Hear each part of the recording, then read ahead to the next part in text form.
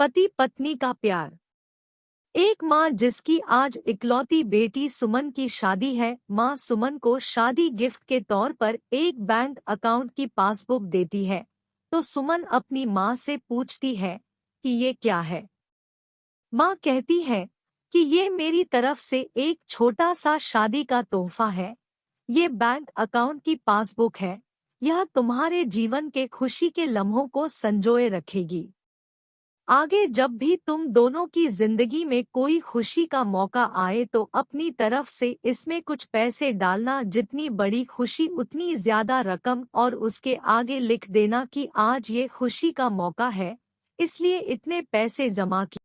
आज मेरी सुमन की शादी है तो मेरे लिए भी खुशी का दिन है कि इसलिए मैंने भी इसमें 1,000 रुपए डाल दिए हैं और आगे इसमें लिख भी दिया है कि आज मेरी सुमन की शादी है, इसलिए मैं 1,000 रुपए इसमें जमा करती हूँ। सुमन को अपनी माँ का दिया गिफ्ट बहुत प्यारा लगा। सुमन ने घर जाने के बाद जब यह बात अपने पति से की तो पति को भी यह चीज बहुत अच्छी लगी और कहने लगा कि ये तो बहुत अच्छा तरीका है अपने जीवन के खुशी के लम्हों को फिर से याद करने का। दोनों अब इंतजार ही कर रहे थे कि कब इसमें जमा करना हो।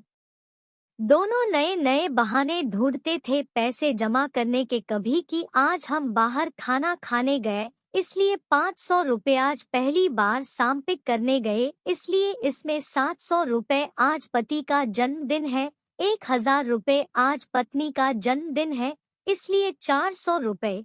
ऐसे करते करते उसमें जमा राशि भी बढ़ती गई और उसमें काफी पैसे इकट्ठा हो गए थे। शादी को कई साल बीत जाने के बाद दोनों में कुछ दूरियां बढ़ने लगी, दोनों में छोटी मोटी नोक-झोंक होनी शुरू हो गई थी। फिर कुछ दिनों के बाद झगड़े होने लगे, दोनों ने बात करना छोड़ दिया और एक दूसरे से खुश नहीं रहते थे।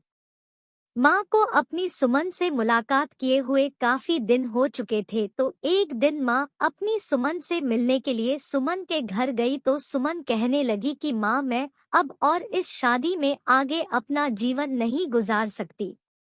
पता नहीं मैंने इतने दिन इसके साथ कैसे गुजार लिए, अब मैं इस आदमी से तलाक चाहती हूँ। उधर पति भी कहने लगा कि मैं भी परेशान आ गया हूँ, इसके साथ रहकर मैं भी जीना नहीं चाहता, तुम्हारे साथ मुझे भी तलाक चाहिए। माँ ने कहा ठीक है तुम दोनों अलग हो जाना, लेकिन याद है मैंने तुम्हारी शादी के दिन तोहफे में एक पासबुक दी थी। सुमन पासबुक निकालकर लाई तो उसमें देखा कि उसमें बहुत पैसे जमा है। माँ ने कहा जब शादी इतनी ही बुरी थी तो पहले अपनी शादी से जुड़ी कोई याद भी अपने पास नहीं रखनी चाहिए, पहले इसमें जमा रकम को खर्च करना होगा फिर तुम तलाक ले सकते हो।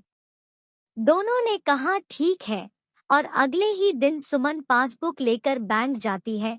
पैसे निकालने के लिए बैंक में पैसे निकालने वालों की लाइन लगी थी तो सुमन भी लाइन में खड़ी हो गई।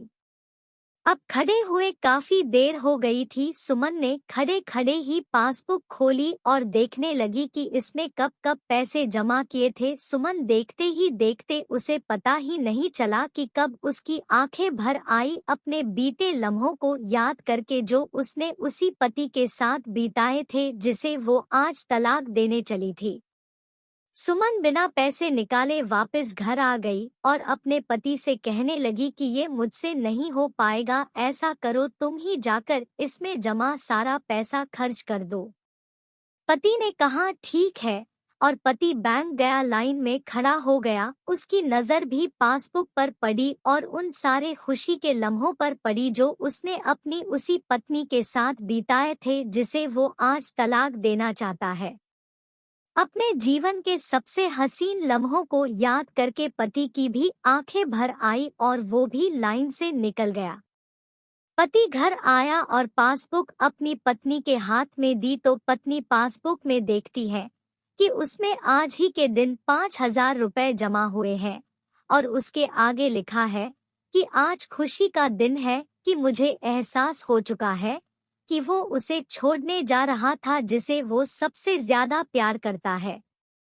मैंने फैसला कर लिया है कि अब बाकी की सारी जिंदगी उसी के साथ बिताना चाहता हूँ। यह देखकर दोनों की आंखें भर आई और गले लगकर खूब रोए और वादा किया कि अब वो कभी नहीं लड़ेंगे। यह कहानी उन सभी के लिए है जिनके रिश्तों के बीच में दूरियां आ गई है। वो पहले आपस में बहुत प्यार करते थे, लेकिन अब वो एक दूसरे के साथ रहना पसंद नहीं करते। अगर आपके रिश्ते में भी थोड़ी बहुत दरारें आ गई है, तो उन दरारों के भरने के लिए उन खुशी के लम्हों को याद करिए जो आपने एक दूसरे के साथ बिताया है।